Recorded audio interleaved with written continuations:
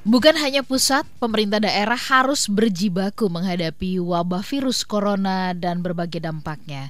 Bagaimana kiat pemerintah daerah mengurusi hal ini beserta segenap implikasi sosial ekonominya? Selamat pagi Smart Listener dan juga sahabat Sonora di seluruh Indonesia. Anda tengah menyimak Perspektif Indonesia bersama saya Ola Nurlija di kesempatan hari ini, Sabtu 4 April 2020. Kita akan bersama-sama dari jam 9 sampai dengan jam 11 siang.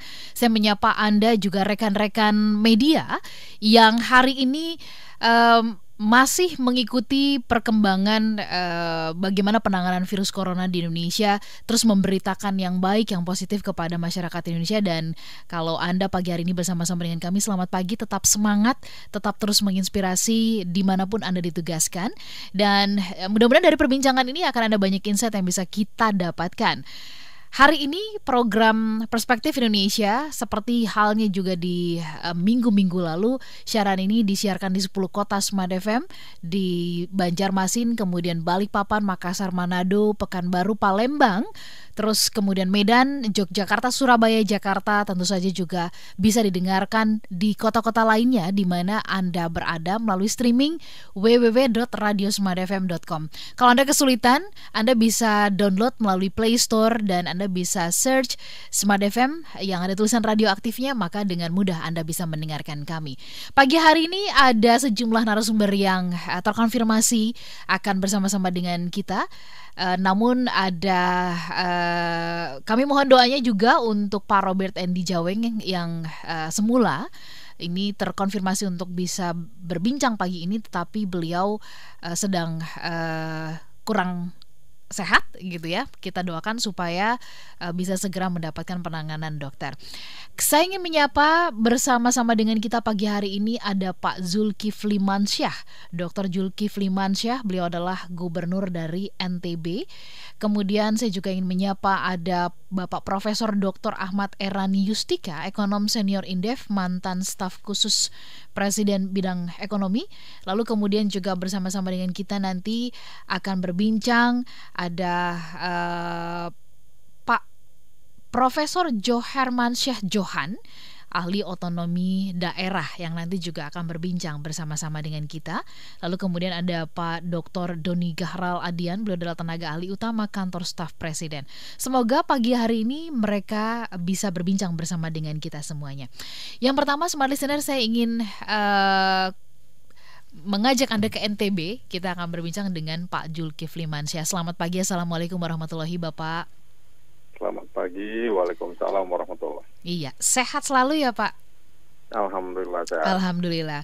Baik, Pak Zulkifli, ini pemerintah, dalam hal ini pemerintah pusat, Pak Jokowi di pekan ini akhirnya memutuskan dan menyampaikan kepada publik begitu ya, bahwa pemerintah kemudian menetapkan pembatasan sosial berskala besar untuk Indonesia.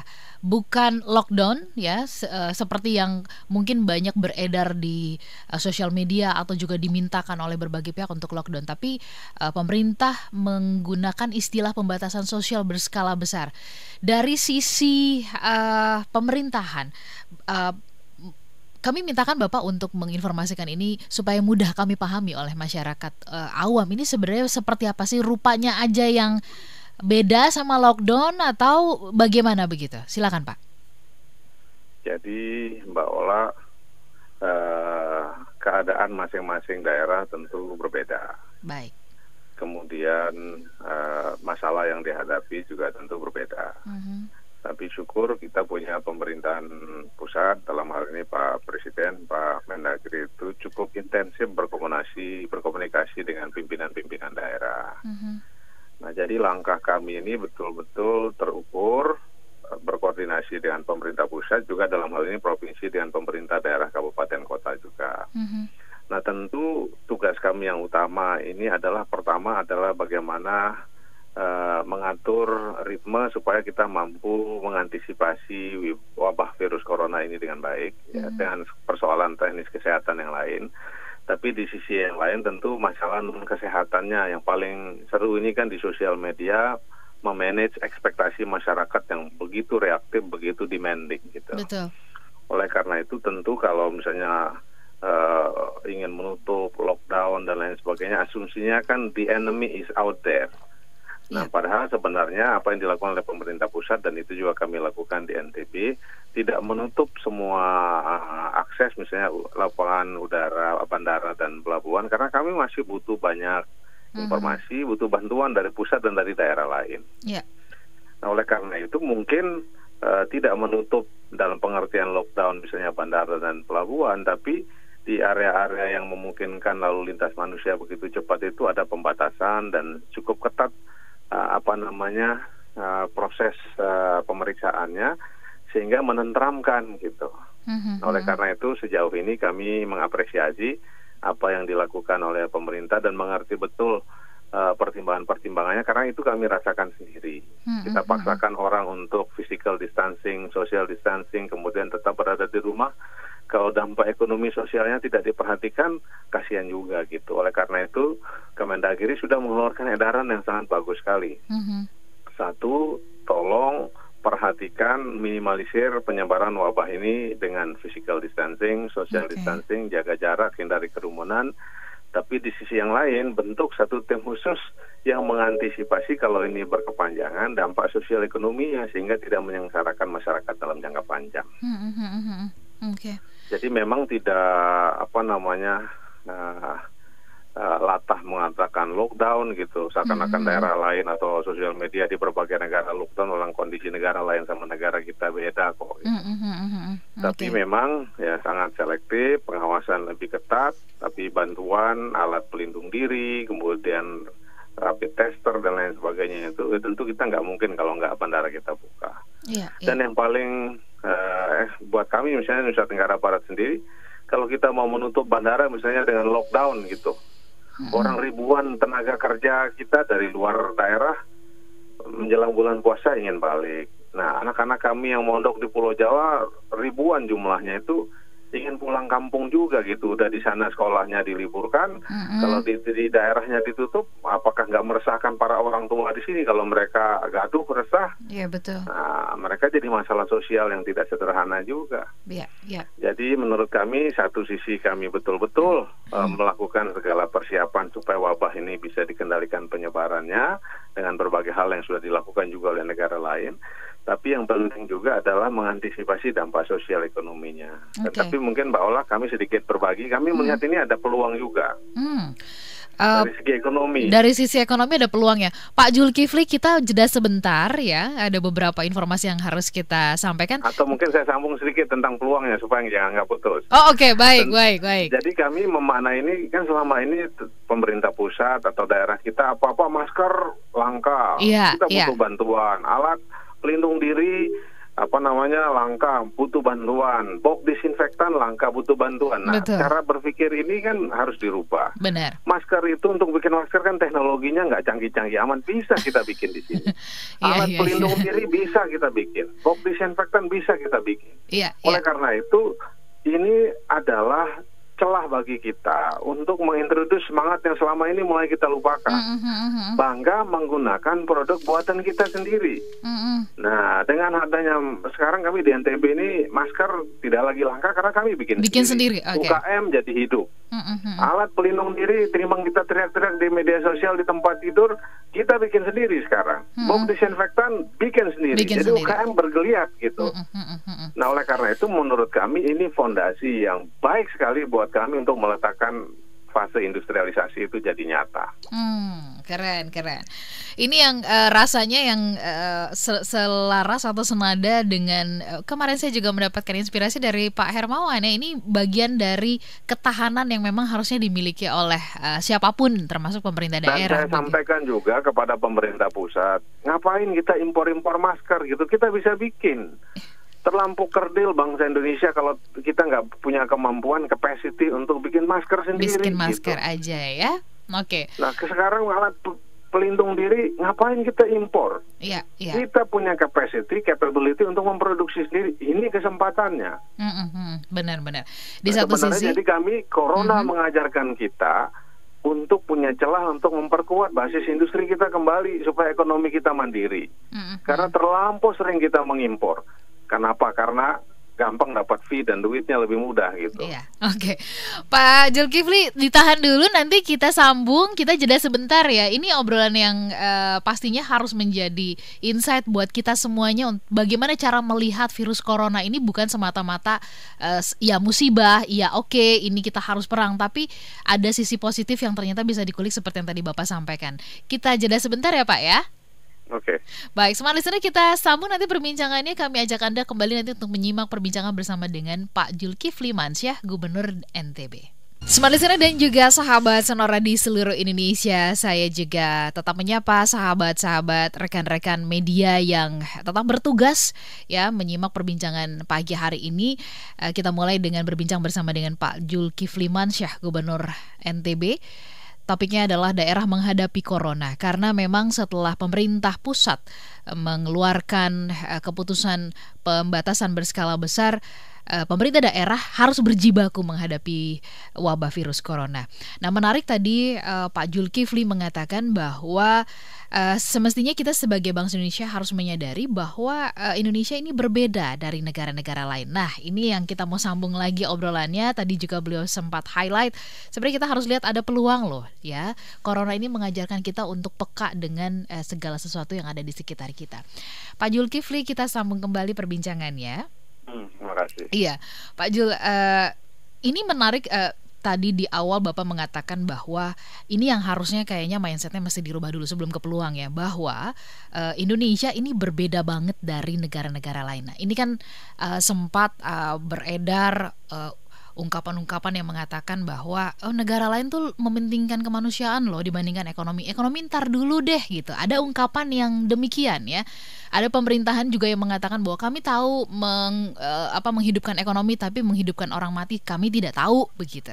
Lalu kemudian ini dijadikan sebagai senjata untuk menyerang pemerintah juga begitu. Bagaimana Pak Zulkifli bisa membantu kami supaya kami juga melihatnya ini lebih proporsional masyarakat Indonesia?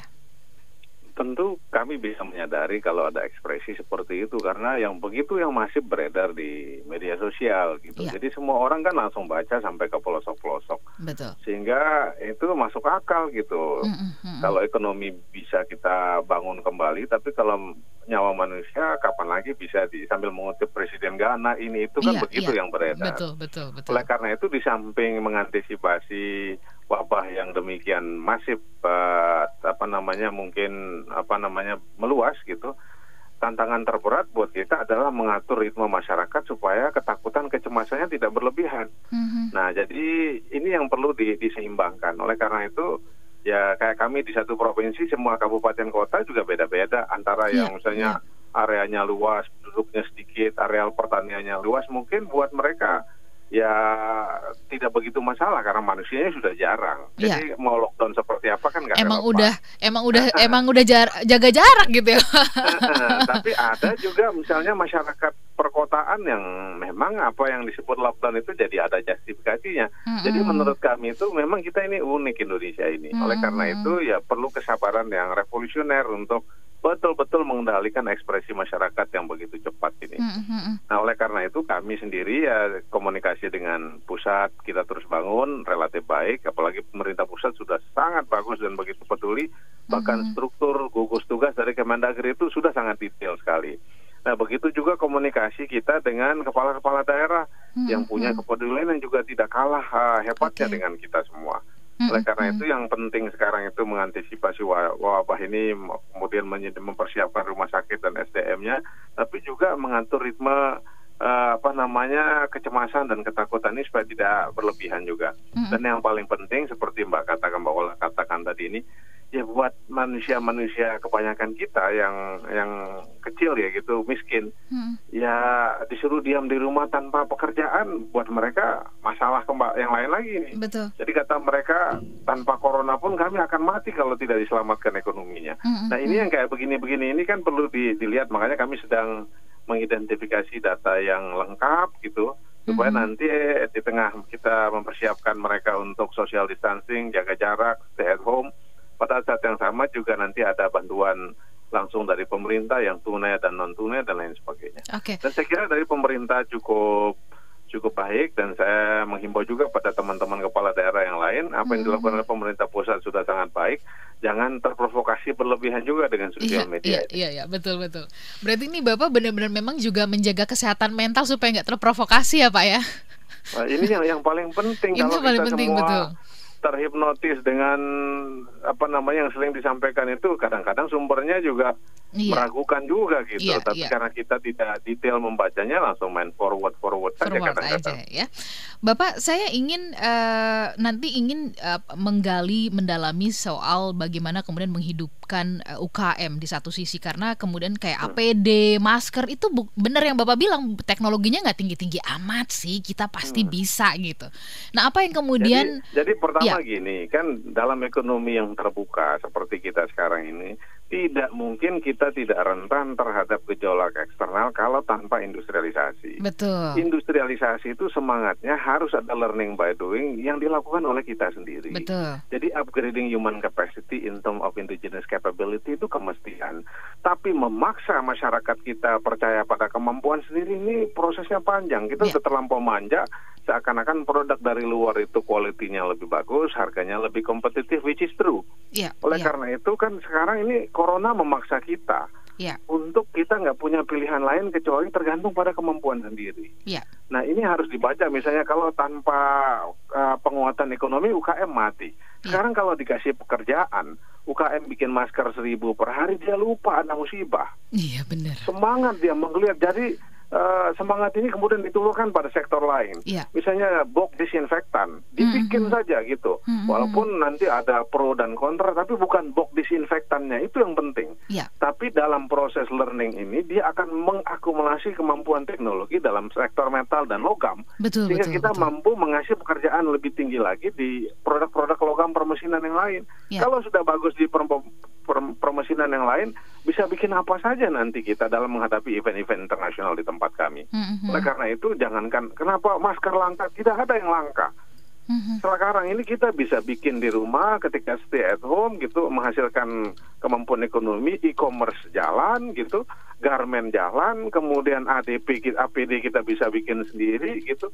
Bahkan produk-produk yang tadinya tidak masuk dalam pikiran, sekarang anak-anak kampus karena stay at home mampu membuat hand sanitizer dengan remote dan hebat sekali. Nah, ada inovasi teknologi, kemudian hand sanitizer kita bikin sendiri. Vitamin dengan produk-produk lokal bisa. Ini upaya yang sangat dahsyat, kesempatan yang tidak akan terulang lagi bagi bangsa kita untuk mengupgrade kemampuan inovasi dari internal kita sendiri untuk memperkuat ketahanan industri kita. Mengupgrade dan juga percaya diri bahwa kita tuh mampu begitu ya Pak? Dan itu yang penting. Jadi kalau kita sudah tidak mampu, kan kebanyakan elit kita, saya 15 tahun jadi anggota DPR. Misalnya Kementerian Ekonomi bikin tax holiday misalnya supaya mesin itu kita impor supaya bisa kapasitas terpasang di sini laku. Ya nggak mungkin kita akan muncul industri permesinan. Padahal tidak mungkin ada industrialisasi kalau nggak ada industri permesinan. Nah, sekarang kita nggak usah ngomong tentang impor karena semua bangsa lain juga punya masalah.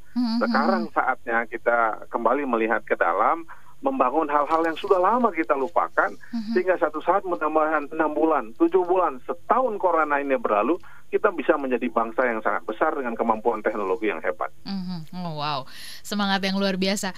Pak Zulkifli, saya ingin mengajak Anda nanti untuk berbincang berkaitan dengan langkah, ada 27 langkah yang diambil oleh pemerintahan daerah NTB untuk menangani penyebaran virus corona. Tapi ditahan dulu penjelasannya Pak. Setelah ini kita coba akan berbincang dulu dengan Profesor Jo Hermansyah gitu ya. Nanti kami akan sambung kembali perbincangannya bersama dengan Pak Zulkifli ya. Baik, terima kasih Smart Listener. Kita sambung, tapi kita jeda dulu sebentar. Ada beberapa informasi yang kami akan hadirkan untuk Anda. Smart Listener dan juga sahabat Sonora di seluruh Indonesia, rekan-rekan media. Setelah tadi kita berbincang bersama dengan Pak Zulkifli Mansyah, nanti kita akan berbincang lagi bersama dengan beliau. Tetapi sabar dulu, kita kasih kesempatan kepada Prof. Ahmad Errani dan juga nanti dengan Prof. Jo Hermansyah karena beliau harus melanjutkan tugas untuk menginspirasi Indonesia di tempat lain juga begitu ya. Saat ini kita sudah bersama-sama dengan Prof. Dr. Ahmad Errani Yustika, ekonom senior Indef, dan beliau juga pernah menempati posisi sebagai staf khusus Presiden bidang ekonomi. Selamat pagi Pak Ahmad. Selamat pagi Mbak. Sehat ya Bapak ya? Alhamdulillah. Alhamdulillah. Oke. Dari suara Bapak yang penuh optimisme ini kita juga jadi semangat nih pagi ini, Pak. Sama-sama lah. Oke. Bapak, tadi kita sudah sempat ngobrol bersama dengan Pak Zulkifli Mansyah. Menarik sekali dan saya merasakan juga aura yang sangat positif gitu ya, menanggapi apa yang kemudian pemerintah pusat putuskan, yaitu adanya pembatasan sosial berskala besar.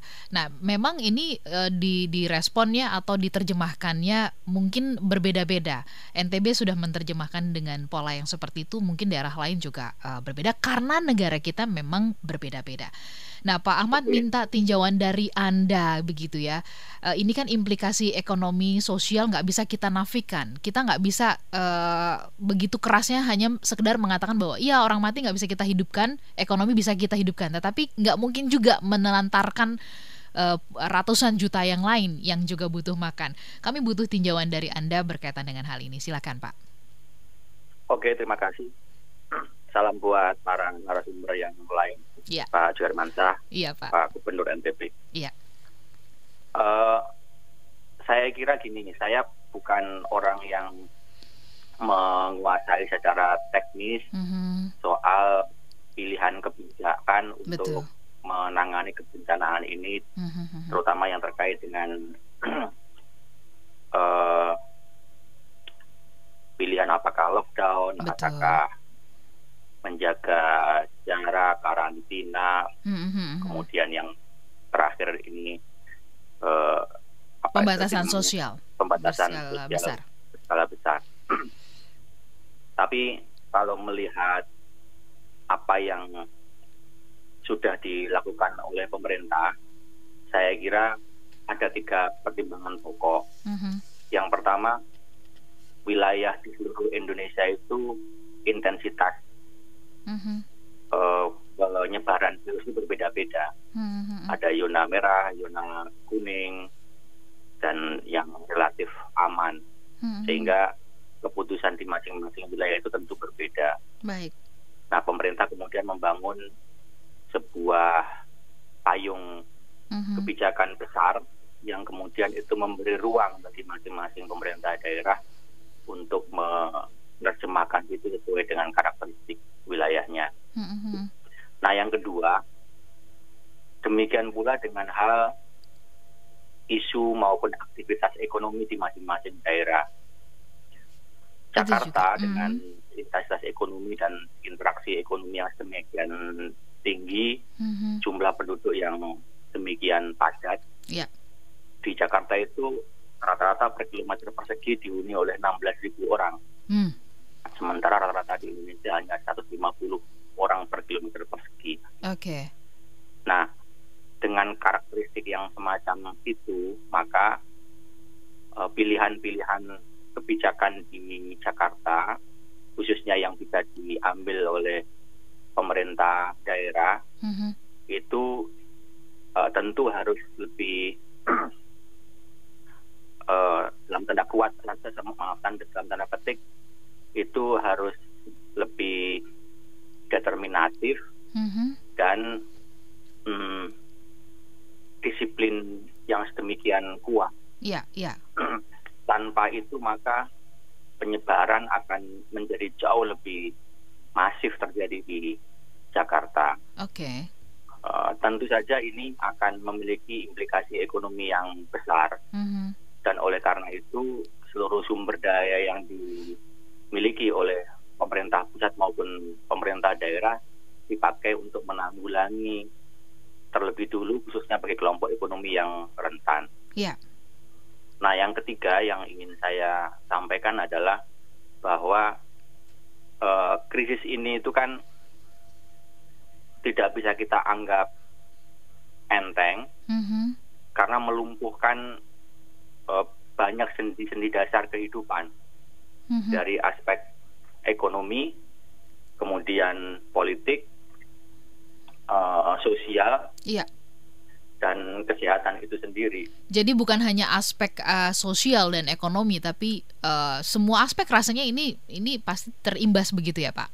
Iya, semua sendi kehidupan luluh lantak hari ini, sehingga kita tadi saya sebut tidak boleh menganggap enteng karena betul. Ada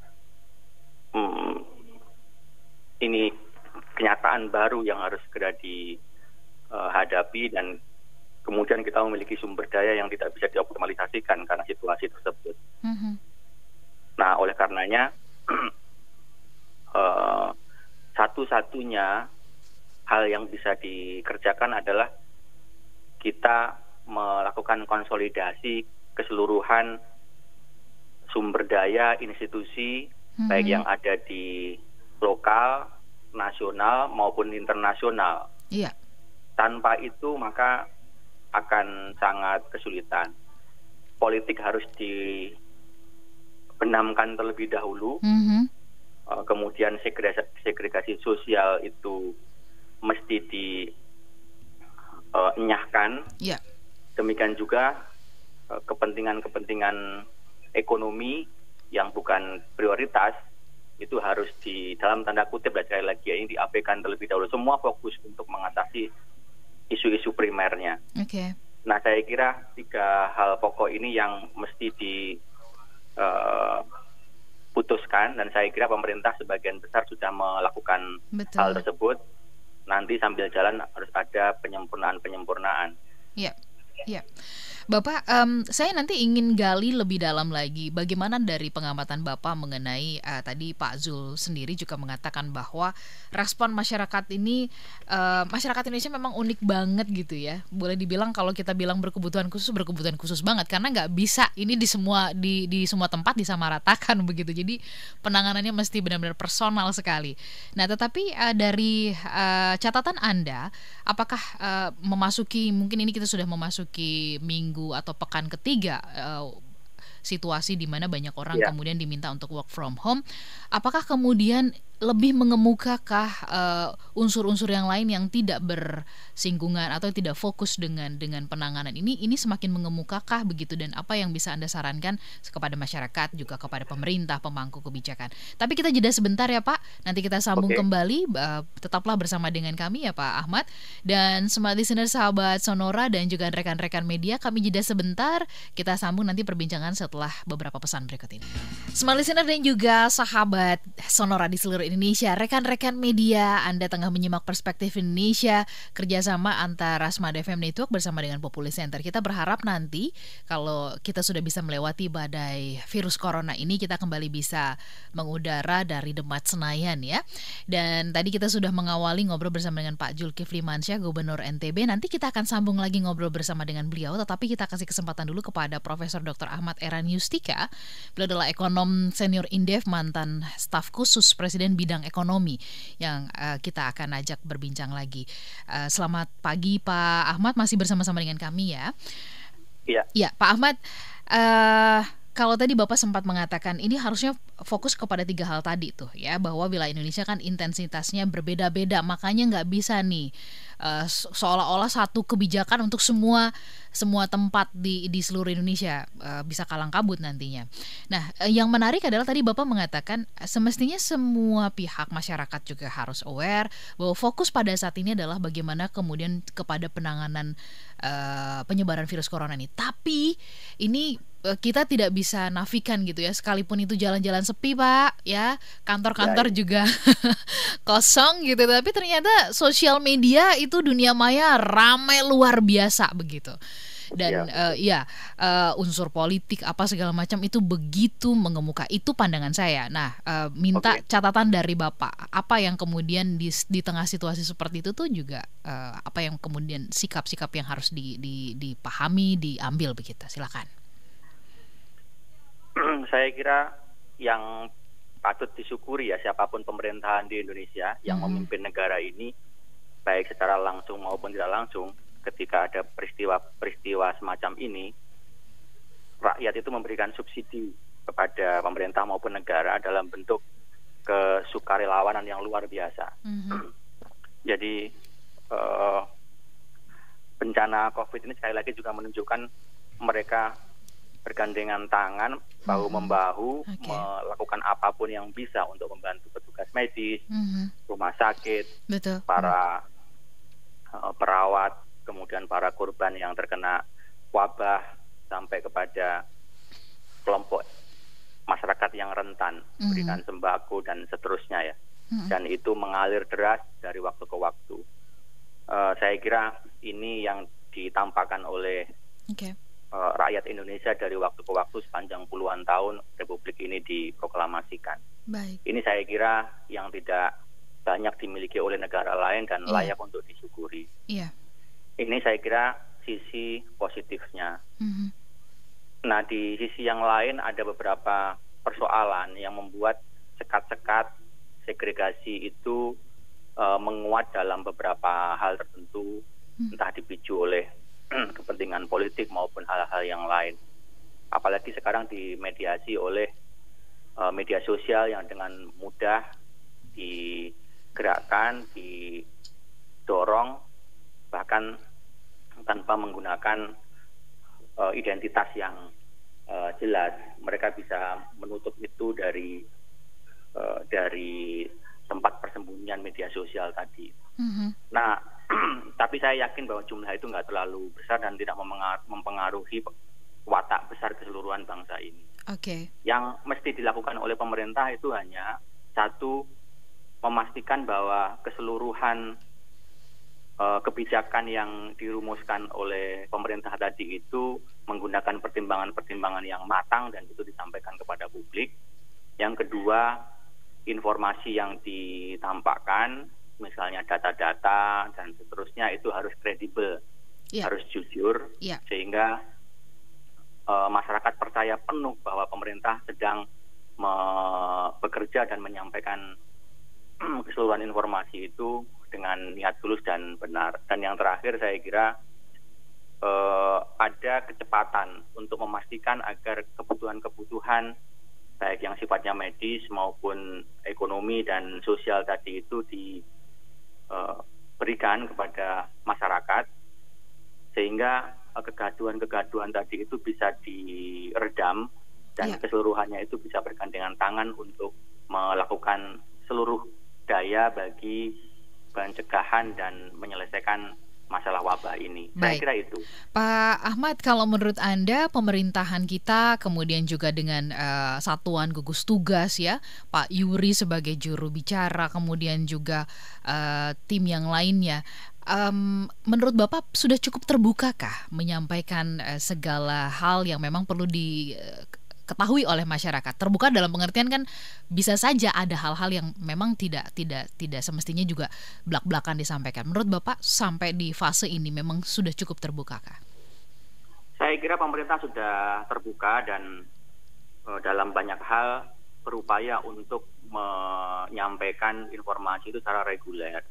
Hanya ini dengan segala maaf ya, ada beberapa pihak yang tidak diberi otoritas oleh presiden misalnya, atau institusi yang sudah dibentuk, namun menyampaikan data, pandangan, informasi yang sepotong-potong atau mungkin tanpa koordinasi dan seterusnya, sehingga itu mengganggu keseluruhan upaya yang sudah dikerjakan secara sistematis oleh pemerintah lewat saluran yang resmi. Makanya saya berharap agar keseluruhan pihak tadi itu menahan diri untuk hanya fokus kepada pekerjaan-pekerjaan yang telah diamanahkan oleh presiden atau pemerintah secara keseluruhan. Kalau ini dilakukan, saya kira masyarakat tidak akan banyak mengkonsumsi informasi yang simpang siur, tetapi betul-betul data, fakta, dan kabar yang sungguh-sungguh kredibel dan melalui pintu saluran yang formal tadi itu. Saya kira secara keseluruhan itu yang terjadi dalam beberapa pekan terakhir ini. Bapak tadi sempat mengatakan ya bahwa ini kan kita juga perlu memperhatikan implikasi sosial ekonomi karena juga isu ekonomi di tiap daerah ini berbeda-beda ya. Tapi kemudian Anda tadi memberikan catatan harus lebih determinasi dan kemudian disiplin. Apa yang bisa Bapak sarankan atau Bapak sampaikan sebagai catatan akhir di pagi ini sebelum Bapak bertugas kembali begitu, supaya kemudian kami semuanya masyarakat Indonesia ini bisa mungkin menjadi insight juga untuk pemerintahan daerah gitu ya. bagaimana kemudian mengelola isu ekonomi di tiap daerah ini? Fokusnya itu apakah tadi seperti yang Bapak sampaikan kembali membangun budaya gotong royong tadi yang semakin dikuatkan, bahu-membahunya gitu ya, saling memberikan bantuan atau bagaimana? Yang paling pokok dibutuhkan oleh pemerintah pusat maupun pemerintah daerah adalah data kepada masyarakat dan kelompok masyarakat seperti apa yang hendak diprioritaskan dibantu terlebih dulu. Kita ada problem di sini karena memang masalah data itu dari waktu ke waktu belum sepenuhnya bisa ditangani dengan baik oleh pemerintah. Nah, tapi dari waktu ke waktu sudah ada perbaikan penyempurnaan lah untuk hal itu.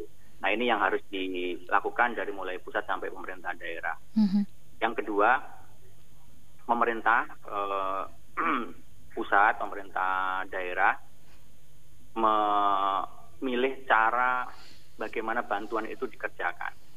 Karena tadi saya katakan bahwa bencana hari ini sangat spesifik, di mana interaksi antar orang itu tidak bisa dilakukan secara langsung.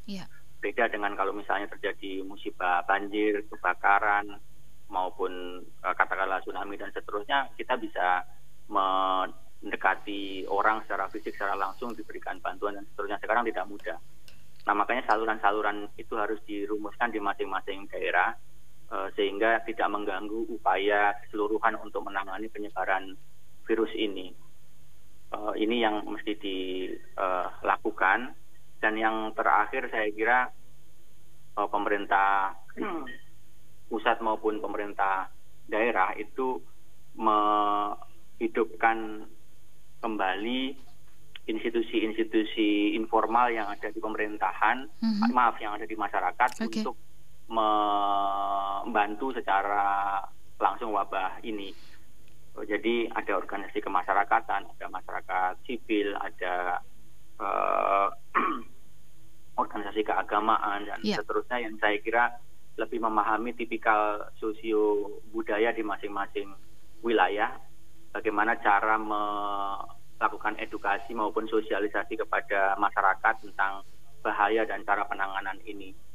Nah, kalau itu bersama-sama tiga hal tadi itu dikerjakan, ditambah dengan informasi yang kredibel tadi itu, saya kira kita bisa melakukan itu dan terbukti dalam sekian banyak kasus, peristiwa, teruji berpuluh-puluh tahun, saya kira kita akan bisa melalui dengan baik.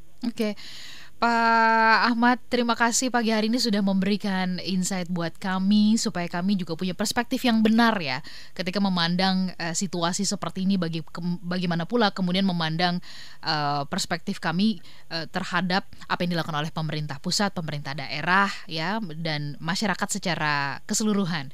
Mudah-mudahan ini bisa memberikan catatan kepada teman-teman media juga untuk disampaikan secara positif kepada masyarakat. Pak Ahmad Erani, kami doakan Anda sehat-sehat terus, bisa terus menginspirasi Indonesia, Bapak. Kita ketemu lagi lain waktu ya, Pak ya. Ya, baik. Sama-sama. Baik, terima kasih. Baik, terima kasih Pak Ahmad Erani. Itu Smart Listener, baru saja tadi kita berbincang bersama dengan Profesor Dr. Ahmad Erani Yustika. Beliau adalah ekonom senior Indef, mantan staf khusus Presiden bidang ekonomi. Dan sebelumnya tadi kita berbincang bersama dengan Dr. Zulkifli Mansyah, Gubernur NTB. Dan setelah jeda Jurnal 9 akhir pekan, kami akan mengajak Anda untuk berbincang bersama dengan Profesor Joher Mansyah. Beliau adalah ahli otonomi daerah. Kita akan coba kulik bagaimana kemudian semestinya pemerintah daerah setelah diberikan ruang yang cukup besar untuk mengambil langkah-langkah dalam penanganan ini. Tetap bersama dengan kami dalam Perspektif Indonesia, kami jeda. Smart Listener dan juga sahabat Sonora di seluruh Indonesia, rekan-rekan media yang pagi hari ini tengah menyimak perbincangan kami Perspektif Indonesia kerjasama Populi Center dan Smart FM Network di seluruh Indonesia. Ada di 10 kota kami hadir di Manado, kemudian Makassar, Banjarmasin, Balikpapan, Palembang, Medan, Pekanbaru, kemudian Surabaya, Yogyakarta, Jakarta, dan juga kota-kota di sekitar Jakarta. Dan Smart Listener, Anda bisa menyimak perbincangan ini melalui Google Play, ya. Anda bisa search Smart FM di sana atau streaming radiosmartfm.com. Reviewnya Anda bisa baca di populiscenter.org. Dan kemudian kami informasikan bahwa acara ini semestinya kami tayangkan atau live dari Demat Senayan. Kita berharap nanti setelah situasi mereda kita bisa kembali bersama-sama hadir di sana. Pagi hari ini Smart Listener, kami mengajak Anda untuk berbincang berkaitan dengan topik daerah menghadapi corona. Menarik sekali karena dari awal tadi kami sudah mengajak Anda berbincang bersama dengan Pak Zulkifli Mansyah, Gubernur NTB. Ada sejumlah catatan yang beliau sampaikan dan bahkan di NTB sendiri ini justru beliau menjadikan virus corona ini sebagai mengantisipasinya dengan menghidupkan usaha kecil dan menengah UKM begitu ya, dengan membuat masker ya, kemudian disinfektan dan juga hand sanitizer, bahkan kemudian bilik COVID itu juga mereka sedang rancangkan di sana yang otomatis bisa menghidupkan perekonomian di tempat tersebut. Mudah-mudahan juga di tempat yang lain ini dilakukan. Nah, tadi kita juga berbincang bersama dengan Profesor Dr. Ahmad Erani Yustika. Beliau juga memberikan 3 catatan. Mudah-mudahan tadi Anda sempat menyimaknya. Dan kini kami mengajak Anda untuk berbincang bersama dengan Profesor Johermansyah Johan. Beliau adalah ahli otonomi daerah Indonesia. Selamat pagi, Bapak. Halo, selamat pagi Mbak Ola. Bapak sehat-sehat ya Pak ya? Ya, alhamdulillah. Alhamdulillah, terima kasih sudah bersedia bergabung bersama dengan kami pagi hari ini. Iya. Baik, Pak Johermansyah, kami mungkin tadi Bapak sempat juga menyimak obrolan bersama dengan Pak Jul, dengan Pak Ahmad Erani juga gitu ya. Nah mungkin mungkin Bapak boleh kasih tinjauan dulu dari bahwa sebenarnya memang pemerintah pusat dalam hal ini melalui Pak Jokowi itu mengumumkan bahwa pembatasan berskala sosial ini sebenarnya jadinya memberikan ruang yang cukup besar buat pemerintah daerah bisa mengambil langkah-langkah yang disesuaikan dengan kebutuhan di daerah. Nah, kalau menurut Bapak dari apa yang diputuskan pemerintah pusat dulu, menurut Bapak ini sudah tepat belum sih penentuannya jadinya pembatasan berskala sosial? Bukan lockdown ya. Kalau banyak orang berharap ini pemerintah pusat harusnya bikin lockdown dong gitu. Gimana Pak? Silakan. Mbak Ola. Ya. Tapi ada juga di pusat ini terhadap daerah itu suka look down. Ya. Oh, look down. Jadi look down terhadap lockdown lokal gitu. Iya. Nah, jadi gini. Ya. Kalau kita kasih pendapat dulu sebelum silakan. Ya. Jadi diskusi kita ini kan soal daerah menghadapi corona. Nah, jadi sebetulnya kalau saya modern menghadapi corona ya, daerah itu sudah memerangi corona. Jadi pemerintah pusat dibantu oleh daerah memerangi corona. Corona ini adalah musuh kita, the great enemy ya, sekarang ini. Luar biasa, dunia itu lebih dari 200 negara sudah diserang oleh corona.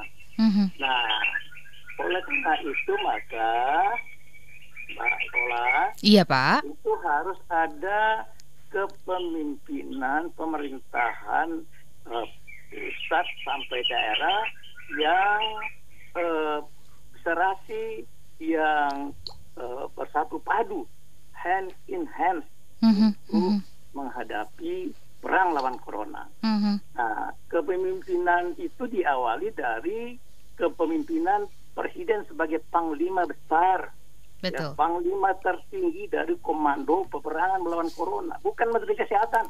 Betul. Jangan pakai birokrasi segala zaman sekarang kayak gini yang udah sangat sangat berbahaya, ya, merah gitu ya kan. Kalau kita tidak mau rakyat kita mati banyak. Yeah. Nah, panglima besarnya presiden. Yeah. Ya, lalu panglima wilayah provinsinya gubernur. Panglima wilayah kabupaten bupati, panglima wilayah kotanya wali kota. Nah, itu kalau kita tidak bersatu padu dan strategi perangnya tidak cukup itu, arah kebijakan pusat tidak clear dan jelas, ya, maka ini bisa berguguran nih, bukan hanya rakyat, panglima perangnya gugur. Sudah tahu kan Bupati Morowali kan, Morowali Utara. Iya. Nah, kita kita tidak berharap jangan ada gubernur yang meninggal. Iya. Ya, di lapangan masyarakat saya kira udah banyak, dan angka-angka itu juga kita persoalkan ini kalau kita harus lihat data yang dari lapangan, dari daerah, ya. Tidak dari pusat saja. Jadi strategi perangnya dan sistem komando tadi harus high profile, tidak bisa lagi low profile. Ya, supaya daerah itu bersemangat. Jadi arahan kebijakan pusat harus kuat, harus jelas. Nah, daerah itu menurut saya harus di-encourage oleh pusat melawan perang ini. Panglima kita di lapangan, bukan di-discourage. Ya, di-encourage, ya, kasih semangat. Nah, yang ada di lapangan kan kepala daerah itu. Kalau kita para pejabat pemerintah pusat ini kan duduk di balik meja, di istana, di mana-mana. Mereka ada di front line, termasuk dengan seluruh pasukan tenaga medisnya itu. Ya. Nah, ada banyak ide bagus dari daerah, dari gubernur, bupati, wali kota. Paling tidak saya mencatat ada 5 ide bagus. Yang penting kita sebetulnya pusat itu harus akomodatif, bukannya relaktan terhadap ide-ide daerah itu. Nah, satu, coba kan ada daerah yang memperlakukan jam malam, Mbak. Nah, itu ide bagus, ya. Jadi jangan pula nggak boleh jam malam, gitu ya kan? Nah, karena mereka lihat orang masih kumpul-kumpul di warung kopi. Betul. Ya? Nah, masih ada pasar kaget malam-malam. Iya. Ya. Jakarta mana tahu ini petinggi-petinggi ibu kota ini. Iya. Ya. Nah, yang kedua, menyetop bus antar provinsi misalnya. Itu juga ide bagus untuk menahan mobilitas penduduk yang bandel-bandel ini. Ya. Kelewat jadi, aktif ya, Pak, ya. Iya, mau mudik, no mudik gitu ya kan. Iya. Stop nanti mudiknya, liburannya kita geser, kan sudah dijanjikan oleh pusat begitu kan. Ya, not right now mudiknya. Nah, jelaskan itu dengan kebijakan mudik, ya, tidak boleh, tegaskan. Ya, jangan menghimbau-himbau, bukan negara penghimbauan. Pusat itu memimpin peperangan. Iya. Ya, kalau memimpin peperangan cuma ngimbau-ngimbau, ya matilah anak buah pasukan rakyat di lapangan. Pak. Yang kedua. Baik, Pak Jo Hermansyah, mohon maaf saya potong dulu sedikit ya supaya kita jeda sebentar. Ditahan dulu penjelasan Anda sambil memberikan kesempatan tadi untuk rekan-rekan media mungkin memutar ulang dan kemudian menuliskan beritanya. Kita jeda sebentar ya, Pak, ya. Kita dengarkan dulu beberapa informasi berikut ini, dan smart listener, sahabat Sonora dan kemudian rekan-rekan media tetap bersama dengan kami. Smart listener dan juga sahabat Sonora, rekan-rekan media, kita sambung kembali. Anda menyimak Perspektif Indonesia kerjasama Populi Center dan juga Smart FM Network. Kami membahas mengenai bagaimana daerah menghadapi corona, dan kami mengajak Anda kembali untuk berbincang bersama dengan Profesor Jo Hermansyah Johan. Kami sudah terhubung bersama dengan beliau kembali. Pak Jo Hermansyah, kita sambung kembali obrolannya, Pak. Ya, Mbak Ola, baik ya. Saya tadi sudah sampai ada ide-ide bagus ya. Ya, betul. Sampai di posisi poin kedua tadi Bapak ingin sampaikan. Poin kedua ya. Jadi poin kedua itu kan ada daerah provinsi yang stop bus antar provinsi. Jangan dulu ada pergerakan mobilitas, ya kan? Karena ada kecenderungan orang mau mudik. Nah, kalau kita stop atau paling tidak kita batasi, dikurangi transportasi publik itu, sehingga dengan demikian itu menjadi bisa menahan lah penyebaran virus. Lalu yang keempat adalah yang sudah dilakukan oleh daerah lebih dahulu daripada kebijakan pusat, misalnya meliburkan anak-anak sekolah. Anak-anak sekolah sudah diliburkan oleh daerah dan terus diperpanjang ya sebelum ada kebijakan pusat bahkan. Lalu yang terakhir, yang kelima yang saya catat juga penting adalah daerah itu sudah mengalihkan dana APBD-nya untuk memerangi corona ini. Ada bahkan daerah itu yang sampai sepertiganya APBD-nya relokasi, dialihkan. Tidak lagi bagi daerah yang melaksanakan pilkada, contohnya lagi 270 daerah itu sudah ditaruh untuk dana memerangi corona. Jadi daerah itu betul-betul sebetulnya harus kita apresiasi, kasih semangat, didorong oleh pusat, akomodatif kita. Jangan pula kita, tadi yang saya bilang itu, kalau kita ada usulan dari daerah, kemudian kita anggap usulannya adalah usulan kebijakan yang kampungan ya. Itu ada teori itu Paris policy. Kampungan nih kalau daerah usul. Kemudian kita pusat, ini kan saya lama jadi Dirjen Otonomi Daerah ya.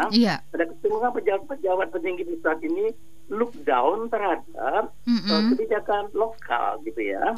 Jadi menyepelekan. Nah jangan, ini perang ya. Jadi ada kearifan lokal mungkin, ada kreasi yang mereka temukan ya untuk mengatasi supaya jangan masyarakat di daerahnya itu kena korban virus corona ini. Nah daerah harus kita beri semangat, kita apresiasi pusat. Oleh karena itu kalau misalnya kita pakai prosedur, birokrasi, perizinan, jangan perang begini. Ini kan sama aja perang lawan fisik yang zaman perang dunia dulu. Ini memang nggak kelihatan musuhnya, lebih bahaya. Jadi kita, saya kira ini pusat harus mengoreksi kebijakan-kebijakannya, termasuk pembatasan sosial berskala besar itu. Jadi kalau ada daerah yang mengusulkan, sudah kaji, sudah mendalam, tidak usah pula dibilang bikin kajian ekonominya, bikin ini itu, orang keburu mati semuanya Mbak ya kan? Iya betul. Jadi pusat, saya 40 tahun nih menjadi pejabat birokrasi, saya tahu karakter birokrasi ini.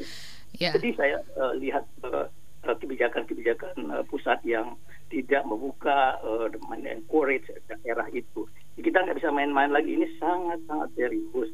Nah kalau ada daerah yang mau minta karantina wilayah terbatas, beri bimbingan, beri arahan, beri tuntunan. Oke, tapi Anda harus ini loh, logistik nggak boleh ditutup ya, gitu ya.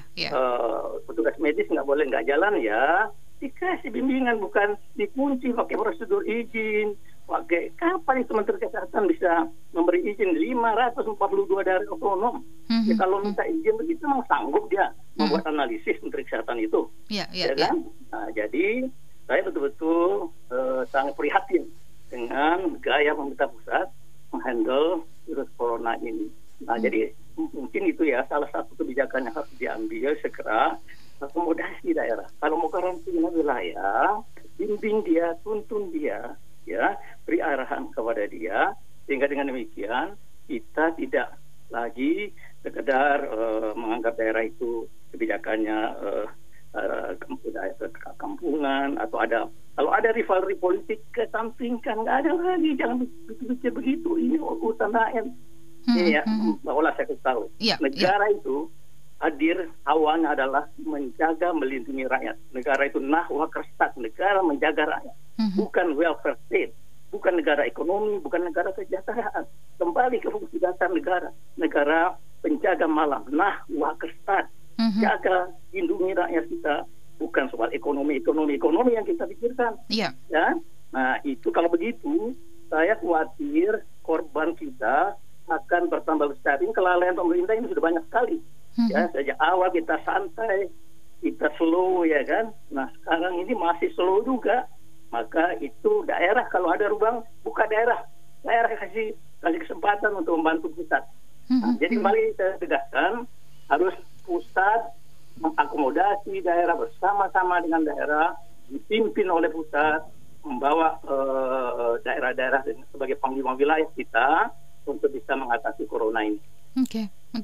Pak Johermansyah, kalau menurut Anda, apakah kemudian dengan hadirnya PP ya yang mengatur pembatasan sosial berskala besar ini, artinya kurang efektif untuk membantu kita semuanya, terutama daerah gitu ya, untuk menghambat penyebaran virus corona dan kemudian juga bisa tetap menjaga kehidupan di setiap daerah?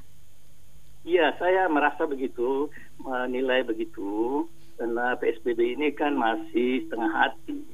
Ya, jadi PSBB ini belum tegas, belum keras ya, dihadapkan kepada kondisi masyarakat Indonesia yang tingkat kedisiplinan masyarakat bangsa kita masih rendah. Jadi kalau kita lakukan langkah PSBB saja, saya kira memang ini tidak mudah ya. Tapi oke lah kita bertahap mungkin begitu. Apakah pandangannya begitu? Tapi nggak boleh lama-lama.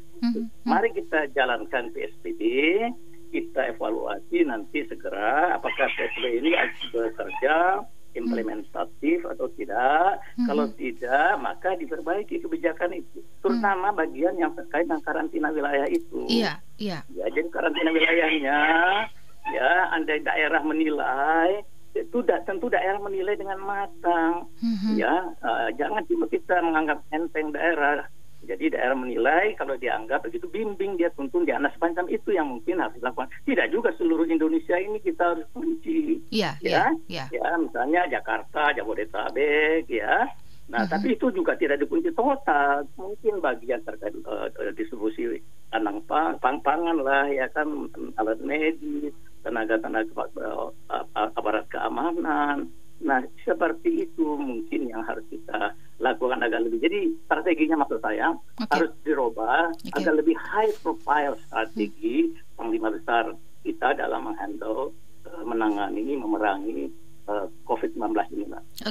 Jadi strategi high profile ini karena tadi juga Bapak mengatakan, menyoroti bahwa masyarakat Indonesia ini nggak bisa cuma dihimbau gitu ya. Nggak bisa. Tingkat kedisiplinannya kita masih kurang dan masih PR panjang untuk bisa benar-benar punya awareness yang tinggi begitu. Itu dia. Jadi itu persoalan kita harus akui. Baik, apalagi masyarakat terdidik, masyarakat yang tidak terdidik kita kan masih banyak, Mbak. Betul. Ya kan? Betul. Jadi rata-rata tingkat pendidikan masyarakat Indonesia ini kan masih besar, itu yang tingkat pendidikannya SD tinggi sekali. Jadi kita memang harus agak sedikit gunakan kepemimpinan yang bergaya agak sedikit komando, ala tentara, ya kan? Ya kita hajar dulu, nanti urusan belakangan gitu ya. Demokratisnya dikesampingkan dulu untuk keselamatan publik. Nah, Wakersat kita jaga negara penjaga malam namanya, ya kan? Pak Johermansyah, tapi kalau kira-kira nanti masyarakat berespon jadi keras begitu, tuh menurut Bapak bagaimana mengantisipasi kalaupun misalkan pemerintah melakukan tindakan yang sangat tegas gitu? Oh iya, jadi kan masyarakat sih, kalau sosiologi masyarakat Indonesia, asal pemerintahnya tegas, disiplin, ya, dan juga dicontohkan oleh para pemimpinnya, masyarakat akan patuh, ya. Nah, jadi jangan juga kepada masyarakat tegas, kepada para pemimpin berlaku gaya beda, ya. Kapolres itu loh bikin acara pernikahan, kawinan kan. Nah, di hotel misalnya, kalau begitu kan masyarakat dia nggak mau nurut dia. Jadi masyarakat kita, kalau sosiologi masyarakat, saya yakin masyarakat akan taat dan nggak mungkin akan ada perlawanan ini. Ini sebagian besar kita udah berkurung di rumah aja kok, ini kemana-mana ya. Baik, Pak Johermansyah, terima kasih banyak untuk pandangan catatan Anda pagi hari ini. Semoga ini bisa memberikan perspektif buat kami juga, masyarakat, rekan-rekan media, dan pemerintah yang mungkin jajaran pemerintah yang mungkin sedang menyimak juga perbincangan pagi hari ini. Sehat-sehat untuk Bapak, untuk bisa terus bisa menginspirasi Indonesia ya Bapak ya. Sama-sama ya. Selamat pagi, Assalamualaikum. Waalaikumsalam. Smart Listener, kami akan sambung kembali untuk satu sesi yang terakhir, bukan satu sesi, maaf, untuk 30 menit yang terakhir ya. Kita akan bersama-sama nanti untuk berbincang bersama dengan Pak Zulkifli Mansyah, Gubernur NTB. Tetap bersama dengan kami. Smart Listener dan juga sahabat Sonora di seluruh Indonesia yang menyimak perbincangan kami, dan kemudian juga rekan-rekan media. Menarik sekali ya, catatan-catatan, pandangan-pandangan yang memberikan perspektif kepada kita bagaimana kemudian kita memandang virus corona ini, lalu kemudian bagaimana kemudian semestinya pemerintah pusat melakukan berbagai upaya yang bisa mendukung pemerintah daerah lebih maksimal lagi di dalam penanganannya. Pagi ini kita membahas topik daerah menghadapi corona. Jadi setiap daerah ini berbeda-beda dan kami berkesempatan kembali untuk bisa ngobrol bersama dengan Pak Zulkifli Mansyah, Gubernur NTB, dan Anda bisa menyimak perbincangan ini melalui streaming radiosmadiafm.com, kemudian di Android Anda juga bisa search kami melalui Google Play. Pak Zulkifli, kita bersama-sama kembali. Oke Mbak Ola. Iya, baik. Bapak tadi menarik sebelum kembali ngobrol bersama dengan Bapak, tadi sempat ngobrol juga dengan Profesor Dr. Ahmad Erani, kemudian juga dengan Pak Johar Mansyah begitu. Nah, ada berbagai catatan yang mereka sampaikan, terutama dari Pak Johar Mansyah tadi yang menyampaikan ini semestinya pemerintah harus high profile ya dalam mengambil kebijakan, bukan low profile lagi, harus tegas begitu, dan kemudian harusnya mendukung usulan-usulan dari berbagai daerah. Nah, saya minta catatan dari Bapak, bagaimana sebenarnya, apakah memang pemerintah pusat ini masih terlalu sangat birokratif ketika mengakomodir berbagai usulan-usulan dari daerah? Silakan Pak Zulkifli. Saya kira bukan persoalan high profile atau tidak, memang cara pandangnya, ilmu ekonominya yang sekarang harus kita akui mainstreamnya masih neoclassical economist, di mana kalau memang harga di luar negeri itu lebih kompetitif, kualitinya lebih bagus, ya kita ke sana aja, ngapain bikin di sini kalau tidak efisien. Nah, oleh karena itu menurut kami itu kan ada yang hilang di situ karena mereduksi pengertian teknologi sebagai residual. Seakan-akan teknologi itu bisa diambil begitu saja, padahal ada cost of learning dan lain sebagainya. Oleh karena itu tidak mungkin menyerahkan persoalan begini itu kepada dunia usaha. Dunia usaha itu kan nggak mau rugi juga. Betul. Oleh karena itu high profile dalam pengertian kita yang ambil decision, saya setuju. Makanya di NTB sendiri, ya misalnya sekarang yang sederhana saja, kita disuruh mencuci tangan. Nah kan secara estetika kan kita punya gentong-gentong dari tanah sebagaimana orang tua kita dulu di rumah-rumah kan ada gentong itu. Benar. Nah sekarang kami pemerintah mewajibkan semua kantor kami OPD minimal 10 misalnya taruh di belakang, kiri, kanan dan lain sebagainya, sehingga gentong itu hadir, kita bisa pakai buat cuci tangan dengan hand sanitizer produk lokal sendiri. Nah yang tadinya tidak laku gentong-gentong ini karena ada demand yang tiba-tiba cukup besar, sekarang mereka menggeliat bangkit ekonomi rakyat kecil ini. Iya. Nah, yang tadinya gentongnya tidak laku, sekarang bikin gentong itu jadi laku sekarang. Nah, itu belum lagi kantor BUMN EMN yang ada di NTB, kantor OPD yang ada di kabupaten kota. Baru satu gentong saja. Belum kalau kita menganjurkan pakai hand sanitizer buatan sendiri, lokal. Itu teknologi, itu juga teknologinya sederhana. Pakai disinfektan buatan sendiri bisa. Selama ini inovasi tidak ada di daerah, di mana-mana, karena kita tidak pernah mengapresiasi dengan membeli produk itu. Zaman Pak Harto dulu ada kementerian khusus untuk pendayagunaan produk dalam negeri, gitu, penggunaan produk dalam negeri. Nah dengan corona itu kita dipaksa untuk inward looking kembali bahwa kita memang nggak bisa tergantung pada luar. Oleh karena itu gunakan gentong lokal untuk nyuci sendiri secara estetika bagus. UKM di sektor yang kecil itu menggeliat. Hidup, gitu hand sanitizer, masker, alat pelindung diri. Bahkan yang agak canggih pun sekarang itu ketika ada yang beli, masyarakat itu gampang mengupgrade kemampuannya. Hanya persoalan siapa yang beli. Dan itu siapa yang beli sekarang pemerintah. Kita akselerasi dengan kita percepat APBD kita alokasikan proyek-proyek strategis kita menggunakan itu, dan ternyata bisa. Wah ini kan kualitas maskernya tidak sesuai standar kesehatan, mungkin awalnya gitu, tapi kan ada feedback yang konstruktif dari orang-orang yang pakai. Karena itu ketimbang nggak ada masker sama sekali, ya mendingan ada gitu. Untuk yang kesehatan mungkin nanti kan akan ada improvement dari, tapi interaksi ini yang penting. Kalau tidak mulai dari sekarang, kapan lagi? Dan alhamdulillah momentum ini blessing in disguise juga buat kami gitu. Ini ada kesempatan ketimbang kita nunggu masker dikirim dari Jakarta entah kapan, UKM kita yang bikin ternyata satu UKM bisa 200 sehari, ada yang 100 sehari. Mereka senang gitu.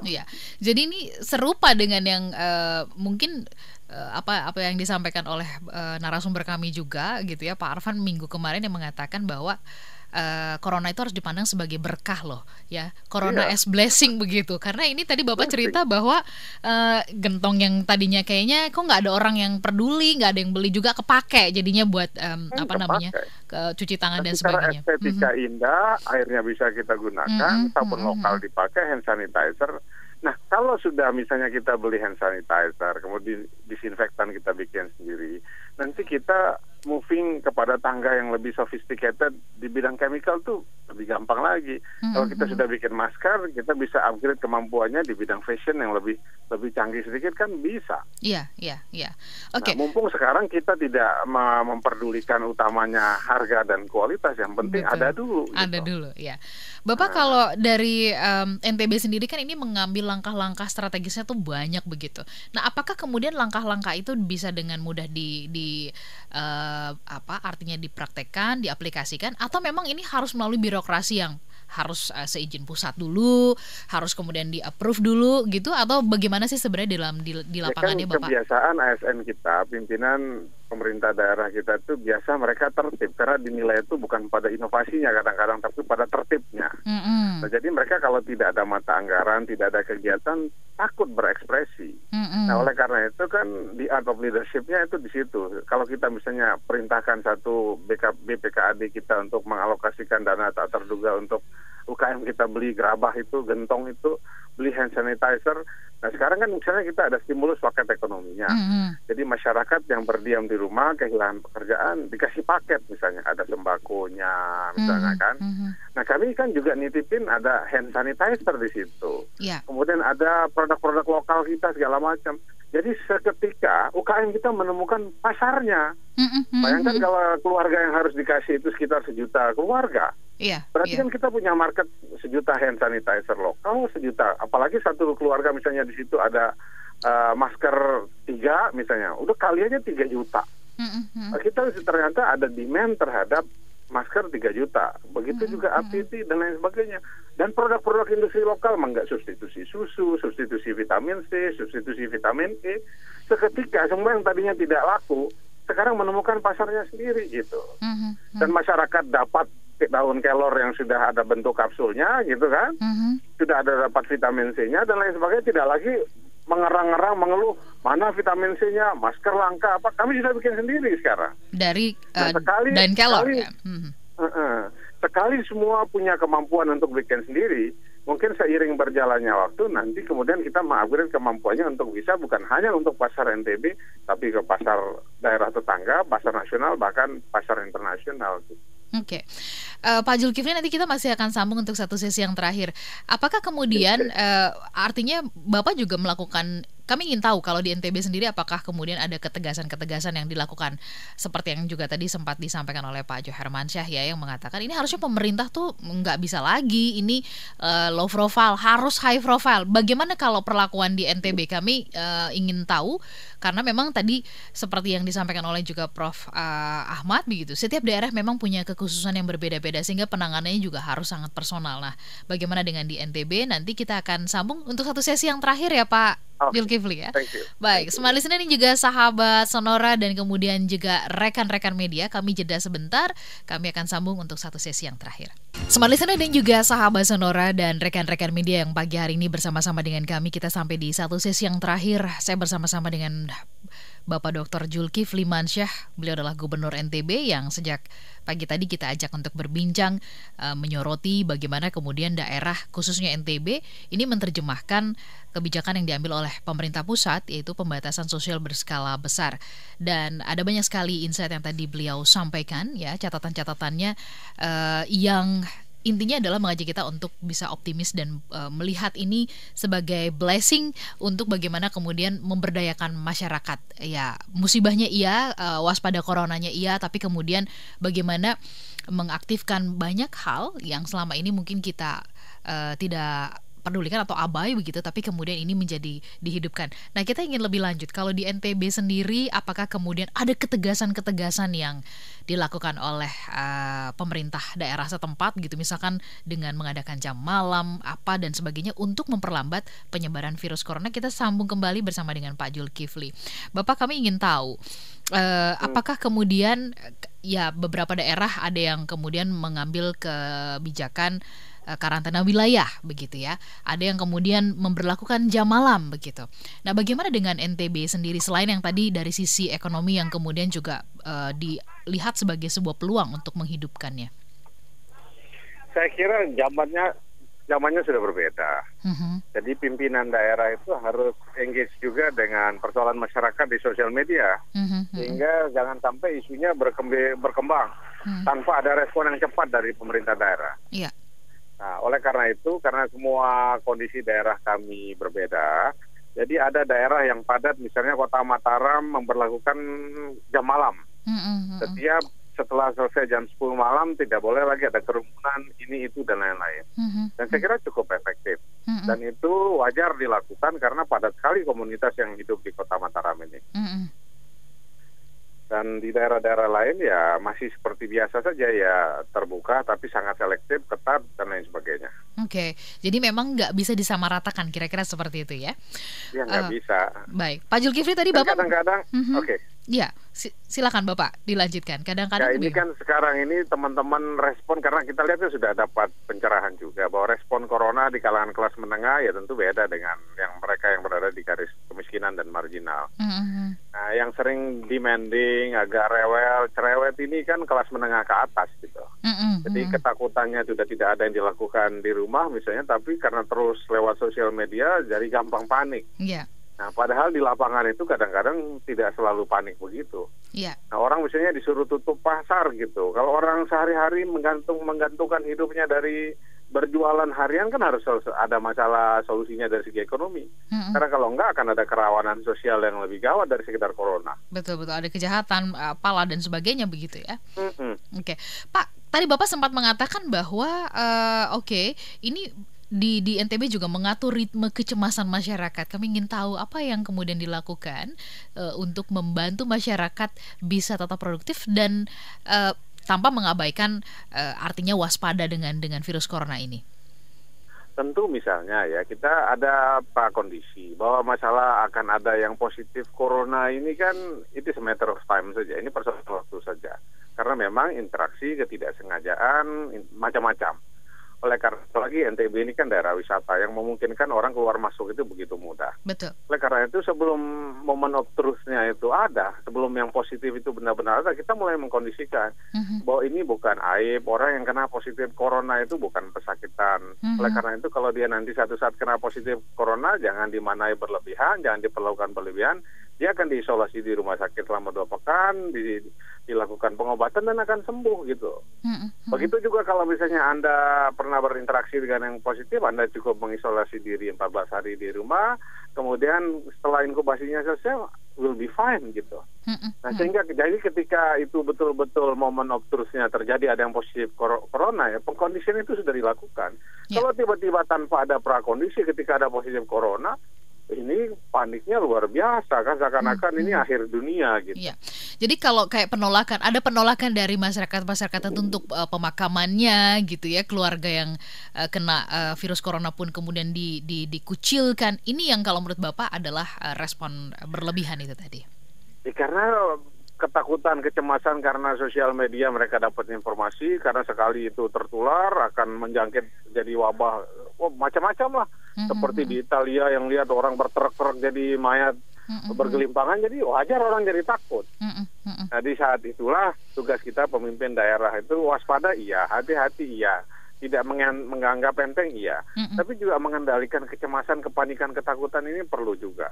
Karena kita juga membaca juga bahwa kalau kita tidak takut, kalau kita tidak cemas, imunitas kita akan lebih baik. Tapi kalau kita takut berlebihan, imunitas kita jadi turun, bahkan lebih mudah terjangkit virus itu. Kira-kira begitu. Pak Zul, yang terakhir, supaya kemudian masyarakat Indonesia yang saat ini sedang mendengarkan kita, barangkali kemudian juga ada bapak-bapak dari pemerintah daerah, mungkin pusat juga sedang menyimak perbincangan ini.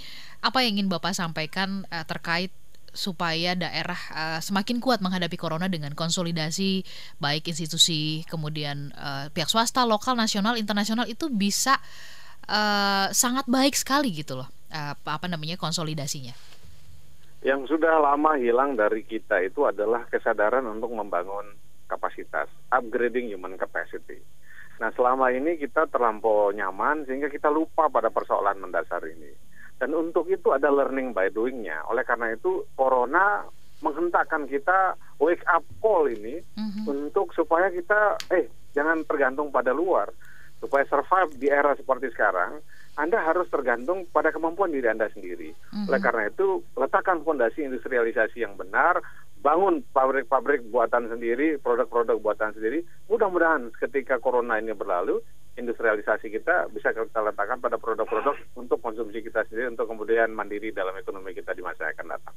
Jadi ini wake up call buat kita semuanya ya Pak ya, lebih aware lagi terhadap kesehatan diri, tetapi kemudian juga memanfaatkan semua yang ada di dalam diri kita untuk dan kita akhirnya sadar bahwa dalam banyak hal kita mampu ternyata memproduksi apa yang selama ini tidak terpikirkan.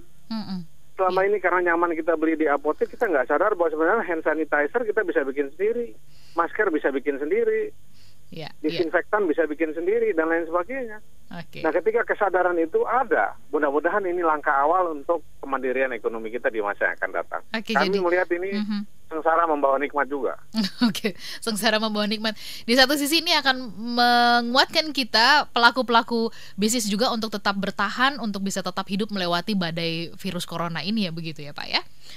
Ya. Pak, doa kami untuk Anda dan seluruh jajaran di NTB bisa terus menguatkan dan menjadi contoh dari sisi yang positif kita ambil begitu, dan sehat-sehat untuk Bapak ya Pak. Kita lanjut nanti di lain waktu. Terima kasih. Assalamualaikum.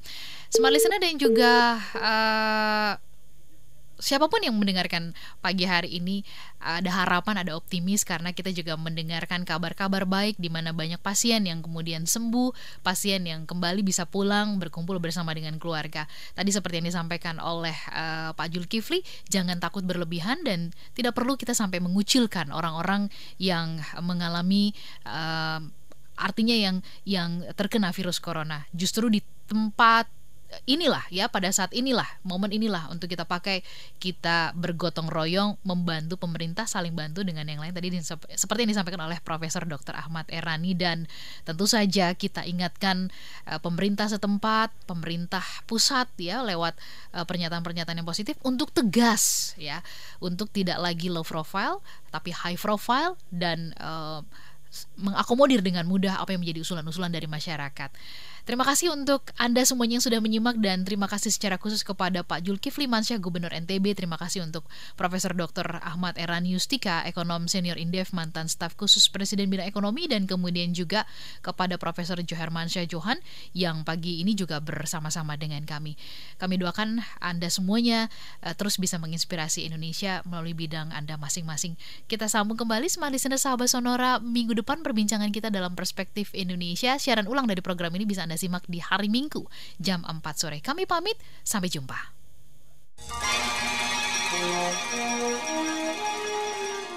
Telah Anda simak Perspektif Indonesia.